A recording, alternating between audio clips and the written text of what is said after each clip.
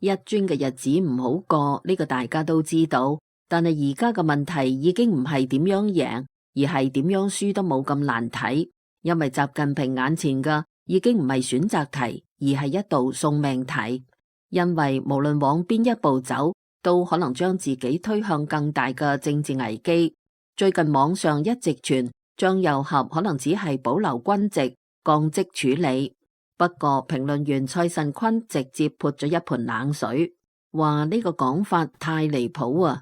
佢個判斷係張又俠如果真嘅出事，最後恐怕仲係會比照魏鳳和、李尚福嘅模式重判收場，俾個死緩。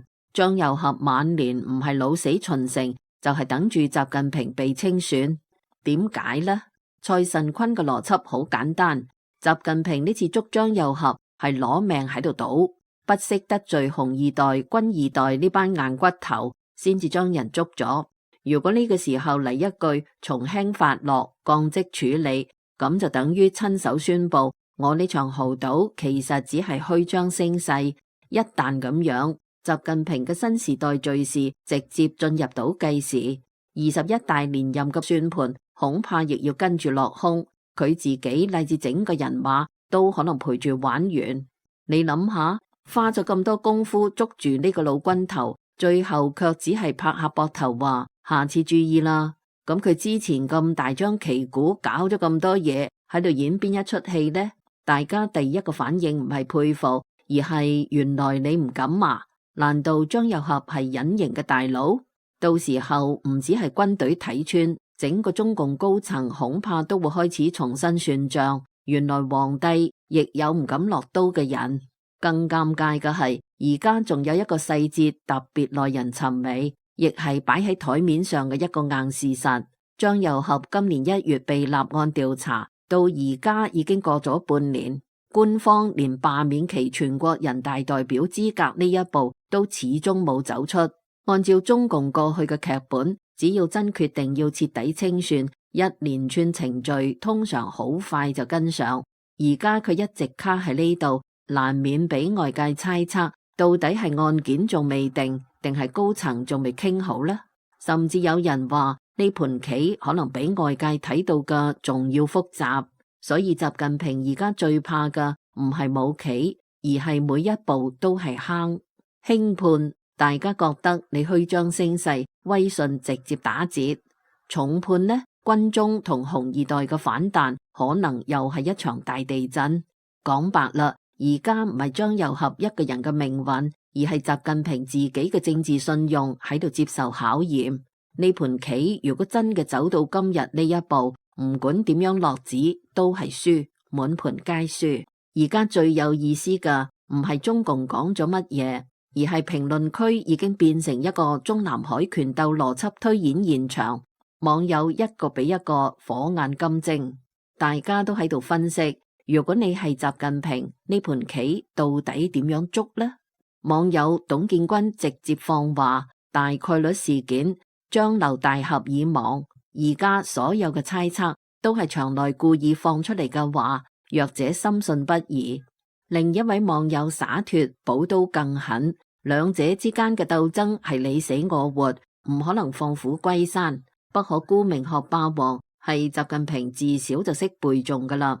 亦有反對聲音，網友 Looping Su 直言睇好從輕發落，理由太多唔展開。Chu Anmuling 更係從辦案細節推理，從習近平對張又俠、劉振立案拖到至今未有明確情況嚟睇，估計存在被從輕發落嘅可能。一句嚴重踐踏主席責任制嘅罪名，實在好難攞得出手。我哋俾佢歸納為3種講法。一就係張已死，猜測都係場內放風，邊個信套邊個。第二種就係放虎歸山，咁係武俠小說，唔係中南海。中共內鬥從嚟冇留校察看呢回事，唔係你送我入秦城，就係我送你落台，甚至直接送西天，亦好正常。第三種就係認為拖咗半年都冇公布結果，反而講明事件可能冇咁簡單。如果真有鐵證，照中共過去嘅速度，早就一套流程走完啦，點會半路卡喺呢度？其實三種講法雖然方向唔同，但都指向同一件事，就係張又俠究竟點樣處理，已經唔係司法問題，而係習近平自己嘅政治生死。不過更多嘅人傾向必死呢條線。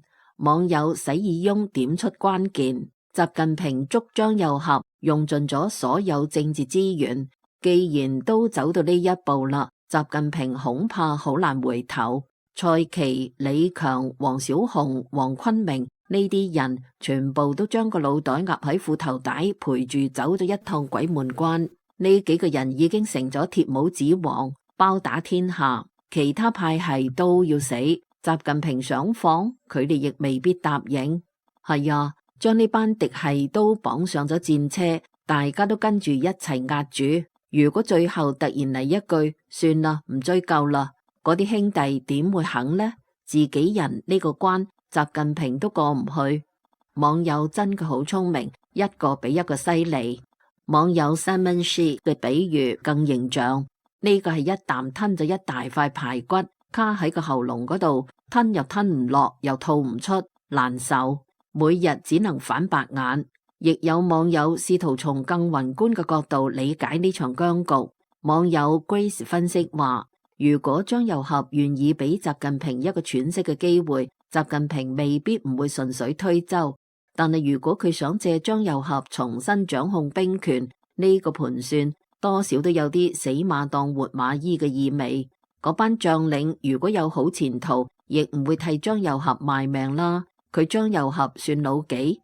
翻譯成大白話就係話，如果張又俠真嘅願意俾習近平一個台階，習近平未必唔想借波下驢。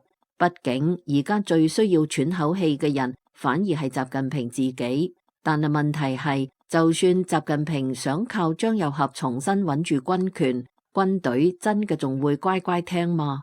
如果嗰啲將領真嘅前途光明，邊個仲需要跟住張又俠拼命呢？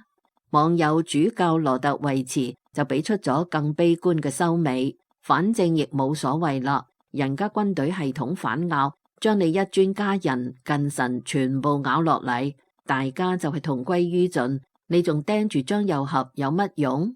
呢個目標已經唔係張又俠啦，而係習近平身邊整個核心班底，亦係中共嘅基本盤啦。